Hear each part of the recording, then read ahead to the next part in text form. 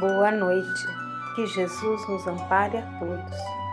Agradecendo ao Pai por esta oportunidade abençoada, pelo estudo e pelos esclarecimentos, pedindo pelos que sofrem encarnados ou desencarnados, que haja paz, união, harmonia, compreensão nos lares, que todos sejamos amparados pela misericórdia do Pai. Pai nosso que estás no céu, santificado seja o teu nome. Venha a nós o teu reino e seja feita a tua vontade, assim na terra como no céu. O pão nosso de cada dia dá-nos hoje. Perdoa as nossas dívidas, assim como perdoamos aos nossos devedores. Não nos deixes cair em tentação, livra-nos do mal. Que assim seja, Pai. Graças a Deus e graças a Jesus. Somos todos irmãos, filhos de um mesmo Pai que tudo criou, e o sentimento de fraternidade deve falar alto em nossos corações. Muitas vezes nos deixamos levar pelo egoísmo, nos esquecendo de que necessitamos uns dos outros. Só atingiremos nossa meta, que é Deus, nosso Pai, caminhando juntos, nos ajudando uns aos outros. No Evangelho segundo o Espiritismo, por Allan Kardec, capítulo 11, página do Espírito Emmanuel, Paris, 1861. O egoísmo. O egoísmo, esta chaga da humanidade, deve desaparecer da Terra porque impede o seu progresso moral. O egoísmo impede o progresso moral da humanidade. É ao Espiritismo que cabe a tarefa de fazê-la elevar-se na hierarquia dos mundos. Então, a Terra haverá de elevar-se na hierarquia dos mundos pelo Espiritismo. O egoísmo é, portanto, o alvo para o qual todos os verdadeiros crentes devem dirigir suas armas, suas forças e sua coragem. Digo coragem porque esta é a qualidade mais necessária para vencer-se a si mesmo do que para vencer aos outros. Que cada qual, portanto, dedique toda a sua atenção em combatê-lo em si próprio, pois esse monstro devorador de todas as inteligências, esse filho do orgulho, é a fonte de todas as misérias terrenas. Ele é a negação da caridade. O egoísmo é a negação da caridade e, por isso mesmo, o maior obstáculo à felicidade dos homens. Jesus vos deu o exemplo da caridade e Pôncio Pilatos o do egoísmo. Porque, enquanto o justo vai percorrer as santas estações do seu martírio, Pilatos lava as mãos, dizendo: que me importa? De si mesmo aos judeus: esse homem é justo, por que quereis crucificá-lo? E, no entanto, deixa que o levem ao suplício. É a esse antagonismo da caridade e do egoísmo, a invasão dessa lepra do coração humano, que o cristianismo deve não ter ainda cumprido toda a sua missão. E é a vós, novos apóstolos da fé, que os espíritos superiores esclarecem, que cabe a tarefa e o dever de extirpar esse mal para dar ao cristianismo toda a sua força e limpar o caminho dos obstáculos que lhe entravam a marcha. Expulsai o egoísmo da terra, para que ela possa elevar-se na escala dos mundos, pois já é tempo da humanidade vestir a sua toga viril, e para isso é necessário primeiro expulsá-lo de vosso coração. Emmanuel. Sabemos que o egoísmo é filho do orgulho, procede de um sentimento exacerbado do personalismo. Vamos ver o que nos diz sobre o egoísmo Leon Denis, no livro Depois da Morte. O egoísmo é irmão do orgulho e procede das mesmas causas. É uma das mais terríveis enfermidades da alma. É o maior obstáculo ao melhoramento social.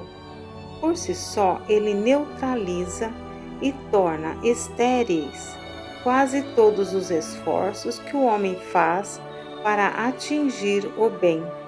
Por isso, a preocupação constante de todos os amigos do progresso, de todos os servidores da justiça, deve ser a de combatê-lo. O egoísmo é a persistência em nós desse individualismo feroz que caracteriza o animal, como vestígio do estado de inferioridade pelo qual todos já passamos. Mas, antes de tudo, o homem é um ser social. Está destinado a viver com seus semelhantes. Nada pode fazer sem o concurso deles. Abandonado a si mesmo, ficaria impotente para satisfazer suas necessidades, para desenvolver suas qualidades. Depois de Deus, é à sociedade que ele deve todos os benefícios da existência, todos os proventos da civilização. Mais à frente, como parte integrante da sociedade, o que o atingir também atinge a todos. É por essa compreensão dos laços sociais, da lei de solidariedade, que se mede o egoísmo que está em nós. Aquele que souber viver em seus semelhantes e por seus semelhantes, não temerá os ataques do egoísmo. Nada fará sem primeiro saber se aquilo que produz é bom ou mal para os que o rodeiam, sem indagar com antecedência se os seus atos são prejudiciais ou proveitosos à sociedade que integra. Se parecerem vantajosos para si só e prejudiciais para os outros, sabe que em realidade eles são maus para todos e por isso se abstém escrupulosamente. Prosseguindo um pouco mais adiante, o egoísmo traz em si o seu próprio castigo. O egoísta só vê a sua pessoa no mundo, é indiferente a tudo que lhe for estranho. Por isso são cheias de aborrecimento as horas de sua vida. Encontra o vácuo por toda parte, na existência terrestre, assim como depois da morte, porque homens ou espíritos todos lhe fogem. Aquele que, pelo contrário, aproveitando-se do trabalho já encetado por outros, sabe cooperar na medida de suas forças para a obra social e vive em comunhão com seus semelhantes, fazendo-os compartilhar de suas faculdades e de seus bens, ou espalhando ao seu redor tudo que tem de bom em si, esse se sente mais feliz. Está consciente de ter obedecido à lei e sabe que é um membro útil à sociedade. Interessa-lhe tudo o que se realiza no mundo, tudo o que é grande e belo sensibiliza-o e comove. Sua alma vibra em harmonia com todos os espíritos esclarecidos e generosos. O aborrecimento e o desânimo não têm nele acesso. Mais adiante, jamais nos sentemos a uma mesa bem servida sem primeiro pensar naqueles que passam fome. Tal pensamento tornar-nos-á sóbrios, comedidos em apetites e gostos. Meditemos nos milhões de homens curvados sob os ardores do estio ou debaixo de duras intempéries, e que, em troca de deficiente salário, retiram do solo os produtos que alimentam nossos festins e ornam nossas moradas. Prosseguindo, não haverá paz entre os homens, não haverá segurança, felicidade social, enquanto o egoísmo não for vencido, enquanto não desaparecerem os privilégios, essas perniciosas desigualdades, a fim de cada um participar, pela medida de seus méritos e de seu trabalho, do bem-estar de todos. Não pode haver paz nem harmonia sem justiça.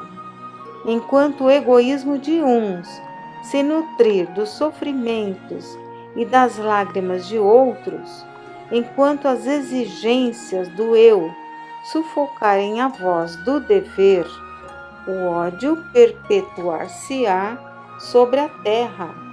As lutas de interesse dividirão os ânimos, tempestades surgirão no seio das sociedades.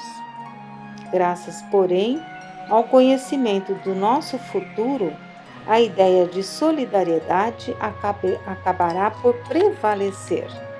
A lei da reencarnação, a necessidade de renascer em condições modestas, servirão como aguilhões a estimular o egoísta. Diante dessas perspectivas, o sentimento exagerado da personalidade atenuar-se-á para dar lugar a uma noção mais exata da situação e papel do homem no universo. Sabendo-nos ligados a todas as almas, solidários no seu adiantamento e felicidade, interessar-nos-emos com ardor pela sua condição, pelos seus progressos, pelos seus trabalhos.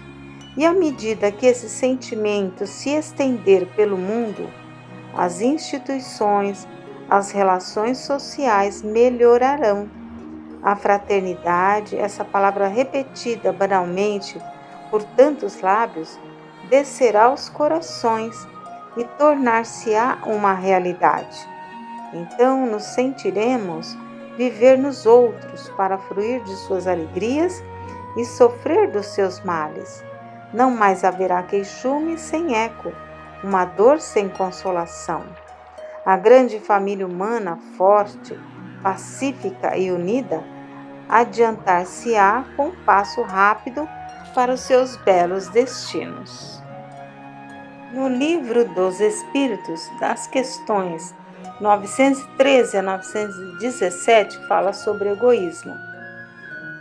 913. Entre os vícios, qual o que podemos considerar radical? Resposta: já o dissemos muitas vezes, o egoísmo. Dele deriva todo o mal. Estudai todos os vícios e vereis que no fundo de todos existe egoísmo. Por mais que luteis contra eles, não chegareis a extirpá-los enquanto não os atacardes pela raiz, enquanto não lhes houverdes destruído a causa. Que todos os vossos esforços tendam para esse fim, porque nele se encontra a verdadeira chaga da sociedade. Quem nesta vida quiser se aproximar da perfeição moral, deve extirpar do seu coração todo sentimento de egoísmo, porque é incompatível com a justiça, o amor e a caridade. Ele neutraliza todas as outras qualidades. 914. Estando o egoísmo fundado no interesse pessoal, parece difícil extirpá-lo inteiramente do coração do homem. Chegaremos a isso?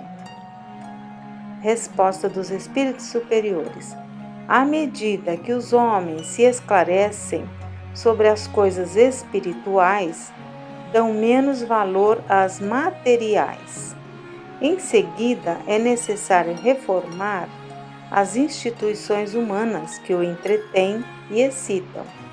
Isso depende da educação. A 917.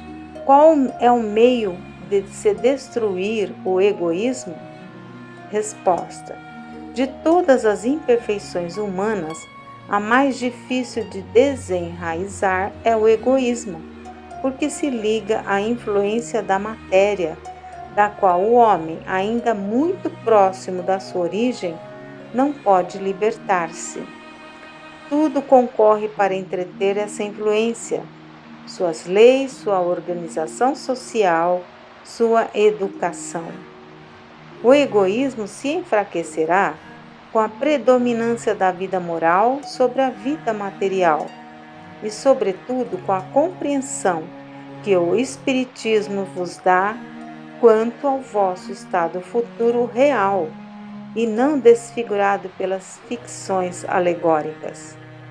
O Espiritismo bem compreendido, quando estiver identificado com os costumes e as crenças, transformará os hábitos, as usanças e as relações sociais. O egoísmo se funda na importância da personalidade. Ora, o Espiritismo bem compreendido, repito-o, faz ver as coisas de tão alto que o sentimento da personalidade desaparece de alguma forma perante a imensidade. Ao destruir essa importância, ou pelo menos ao fazer ver a personalidade naquilo que de fato ela é, ele combate necessariamente o egoísmo. É o contato que o homem experimenta do egoísmo dos outros que o torna geralmente egoísta, porque sente a necessidade de se pôr na defensiva. Vendo que os outros pensam em si mesmos e não nele, é levado a ocupar-se de si mesmo mais do que os outros. Que o princípio da caridade e da fraternidade seja a base das instituições sociais, das relações legais de povo para povo e de homem para homem. E este pensará menos em si mesmo quando vir que os outros o fazem. Sofrerá assim a influência moralizadora do exemplo e do contato. Em face do atual desdobramento do egoísmo, é necessária uma verdadeira virtude para abdicar da própria personalidade em proveito dos outros, que em geral não o reconhecem. É a esses, sobretudo, que possuem essa virtude, que está aberto o reino dos céus.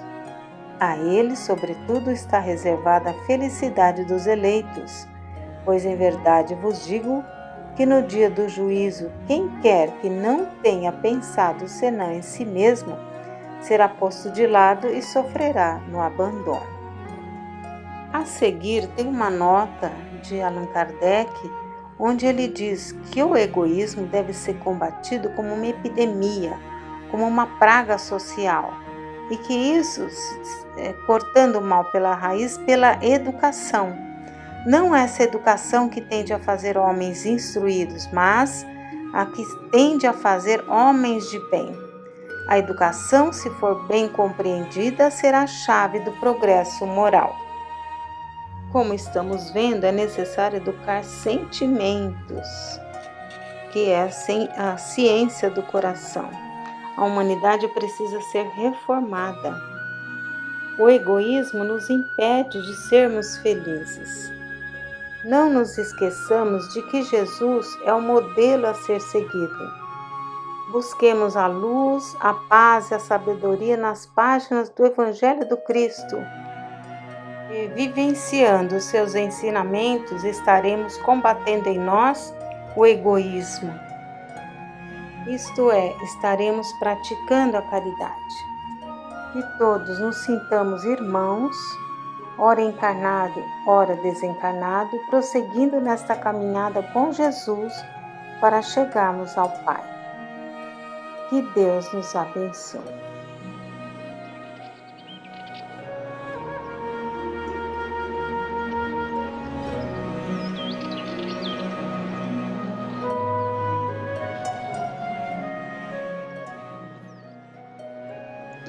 Boa noite a todos.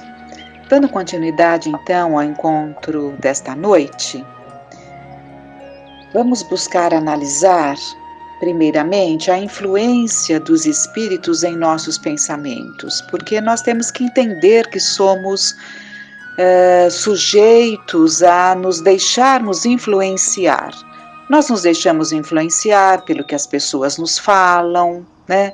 O comportamento das pessoas nos influenciam, muitas das atitudes que tomamos são produto de todas as influências que recebemos, de tantos com os quais convivemos, de tantos com os quais apreciamos, enfim, somos muito influenciáveis. Em todos os sentidos, até determinados hábitos, nós vamos sofisticando, digamos assim, determinados hábitos, vamos perdendo a simplicidade no decorrer da nossa vida em função de todas essas influenciações que nos chegam. Somos bombardeados por muitas desses comportamentos que acabam nos influenciando. Então somos influenciáveis. No Livro dos Espíritos, no capítulo 9, Kardec aborda ali várias questões nesse sentido. Os espíritos influem sobre os nossos pensamentos e as nossas ações? Nesse sentido, a sua influência é maior do que supondes, porque muito frequentemente são eles que vos dirigem. Então, aqui cabe uma boa reflexão, porque se os espíritos nos influenciam, quais espíritos estão nos influenciando? A quem, nós estamos deixando nos conduzir? Porque no exercício do nosso livre-arbítrio nós somos livres para as nossas escolhas, mas ao mesmo tempo ainda somos muito influenciáveis. Ainda não desenvolvemos uma capacidade de agirmos por nós próprios e somos então ainda muito influenciáveis, mas qual a sintonia? Que estação nós temos buscado, para nos sintonizarmos? Que canal temos aberto? São os espíritos bons que nos inspiram, porque espírito bom apenas nos inspira, deixando-nos livre para as escolhas, para que tenhamos o mérito ou o demérito da escolha feita. Já os espíritos que nos perturbam, já são mais incisivos, repetitivos, insistentes e tentam de todas as formas nos manipular nas nossas decisões. Então, reflitamos muito. E trazendo para a reflexão de hoje os processos de suicídio inconsciente. O que seriam o suicídio inconsciente? Aqueles em que acabamos por cometer, digamos assim, cometemos dia a dia uma espécie de suicídio que não existe uma consciência porque não existe o desejo de partir, mas que estamos caminhando para uma antecipação da nossa volta ao corpo de carne, o que é um suicídio também. Então vamos ver no texto da Joana de Ângeles, no livro Alerta, em que ela coloca o título Suicida, psicografado por Divaldo Franco, em que ela coloca o título Suicidas também. Os vapores da ira cultivada perturbam o equilíbrio da emoção. Os tóxicos da angústia vitalizada envenenam os centros da harmonia psíquica. Então, prestemos bem atenção no que ela coloca. Os vapores da ira cultivada. Então, não é um momento de ira. Um momento de ira pode acontecer. Acontece um momento de ira. O que nós não podemos nos deixar levar é alimentar a ira cultivada. A ira cultivada é aquela que passa a fazer parte da nossa maneira de ser, do nosso comportamento, da nossa personalidade irada. Os tóxicos da angústia também. Evidentemente que temos momentos de angústia, isso é claro, Mas a angústia vitalizada, porque estas, por perdurarem, por serem constantes, acabam, os seus tóxicos, as toxinas da angústia, acabam por envenenar o centro da harmonia psíquica.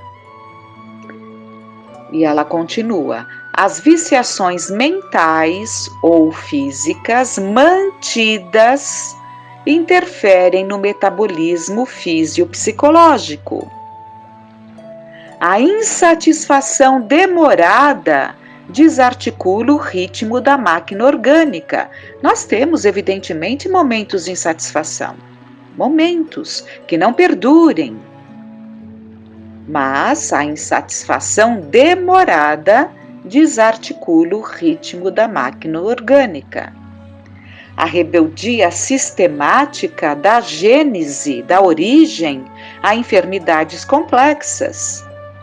A ociosidade responde por inúmeros distúrbios psíquicos.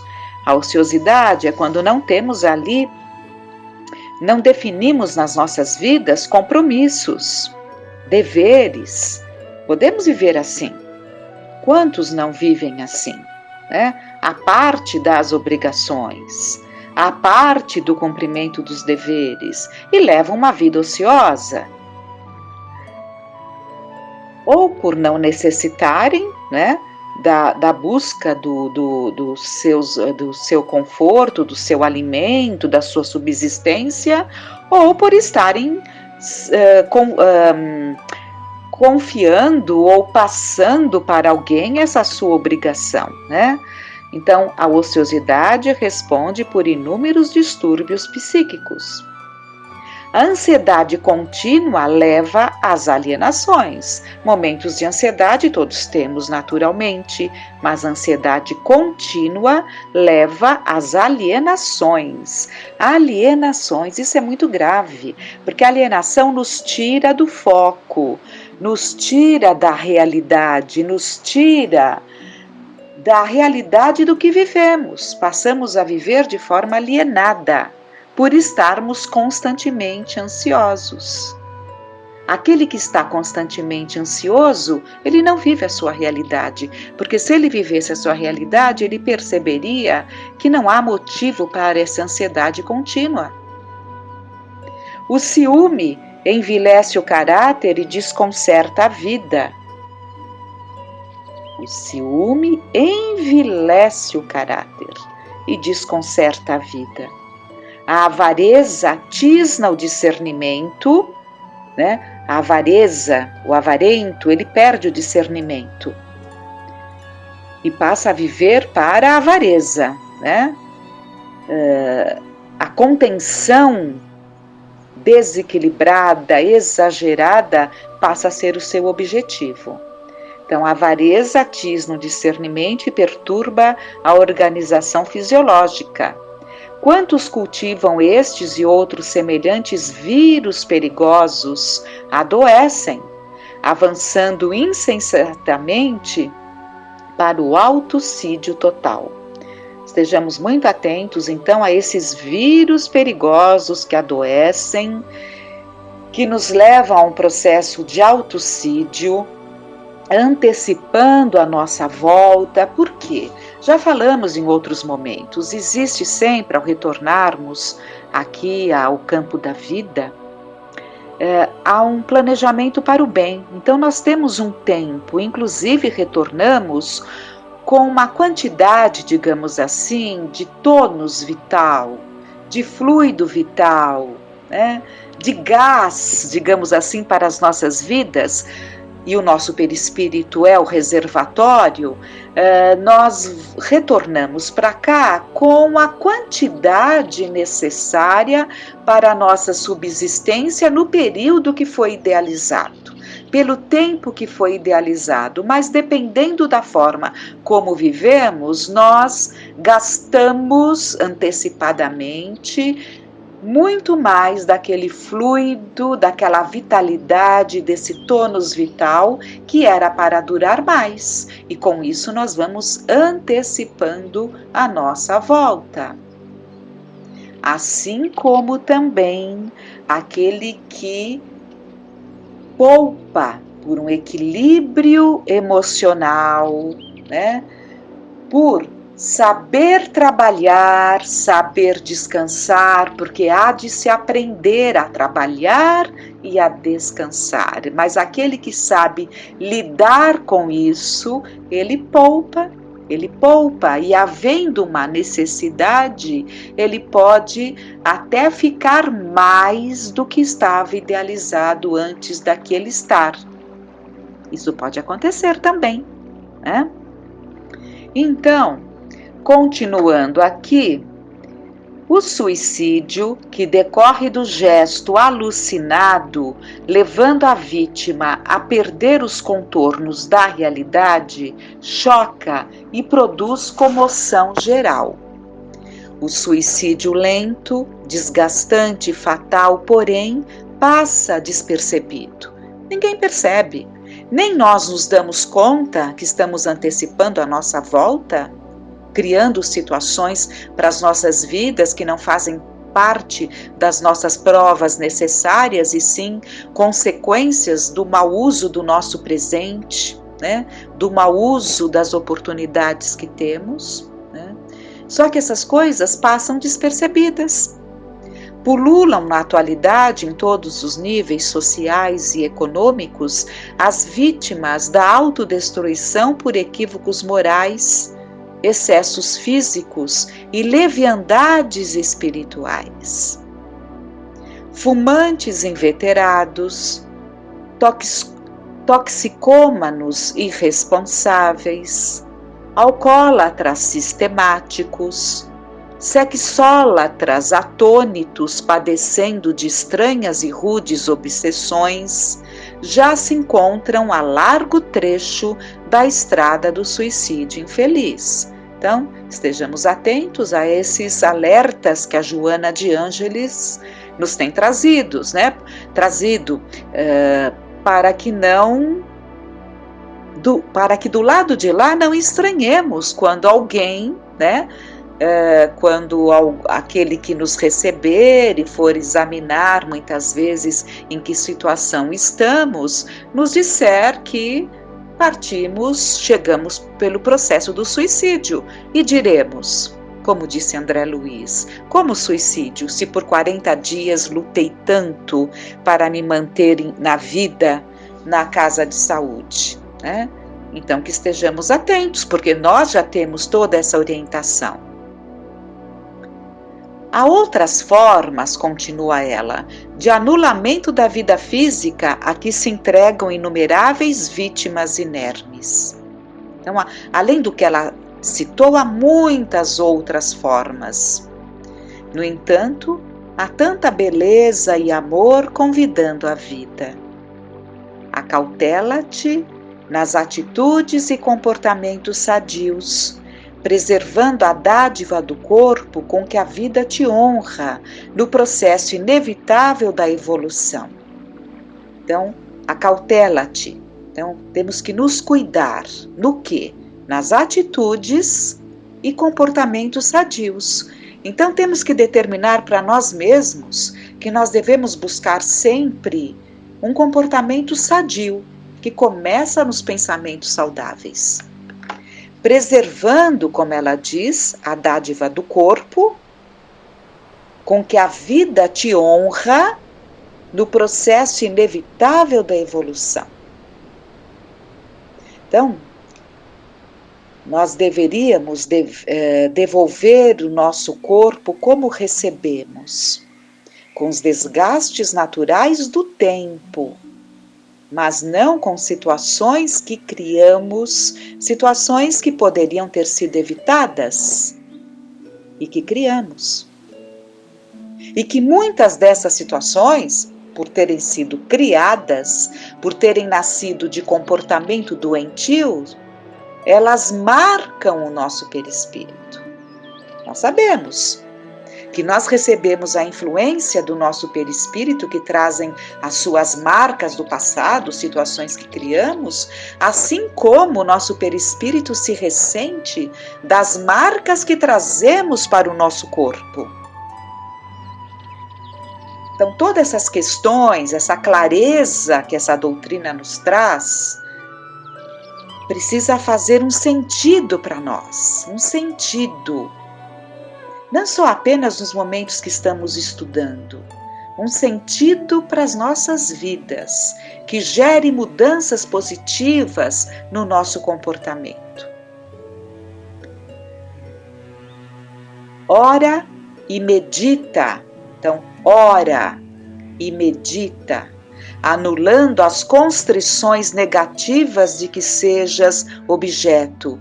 Por quê? A prece, a meditação, ajuda a higienizarmos os nossos pensamentos, ajuda com que tudo flua melhor no nosso organismo, porque os bons pensamentos imprimirão um outro ritmo às nossas organizações celulares.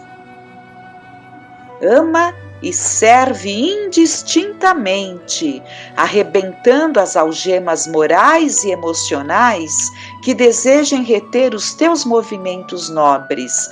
Muito, muito importante essa colocação. Ama, não nos esqueçamos que encarnamos para desenvolver a nossa capacidade de amar. Ama e serve indistintamente, ou seja, não escolha quem servir. Lembrando sempre do ensinamento de Jesus. Eu vim para servir, não para ser servido.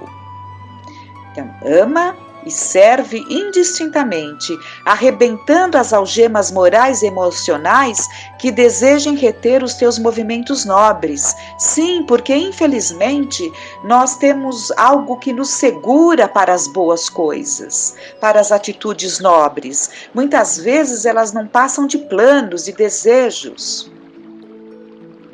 Nos tornamos pseudos idealistas porque não concretizamos os nossos desejos nobres. E em qualquer situação, segue Jesus, sustentado na fé imortalista, guardando a certeza de que tudo quanto te aconteça ocorre sempre para o teu bem, se te souberes conduzir na difícil circunstância. Por fim, tenha em mente que a madrugada colore a treva suavemente, enquanto a sombra campeia, e que a ressurreição ditosa chegará somente após a passagem pelo túmulo, onde todos despertam para a realidade insofismável da vida. Então não precisamos chegar do lado de lá para termos a convicção de que a vida não começa no berço e nem termina no túmulo. Que essa clareza nos sustente, seguindo a Jesus, como ela fala, o nosso modelo, o nosso guia, o nosso mestre, o nosso pastor,